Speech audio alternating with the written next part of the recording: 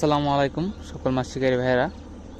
তো দেখতে পাচ্ছেন সোহেল কাকা মাছ মারতেছে আপনার এই কাটার সাথেই এই নৌকা দিয়ে আপনাদের দেখাচ্ছি জুম করে। এই যে কাকা সেই 11টার দিকে আইছে, কিন্তু এখনও বলে একটা মাছও পায় নাই।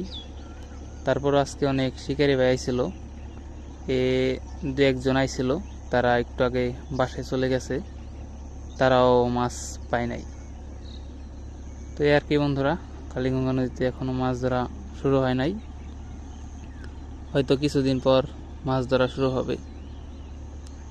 তো সবাই পাশেই থাকুন বন্ধুরা, ইনশাল্লাহ নদীর আপডেট আপনাদের জানাবো। তো সবাই ভালো থাকবেন আর আমার চ্যানেলটাকে সাবস্ক্রাইব করে দিবেন। ইনশাল্লাহ আপনাদের মাঝে নতুন নতুন ভিডিও দিব। আসসালামু আলাইকুম।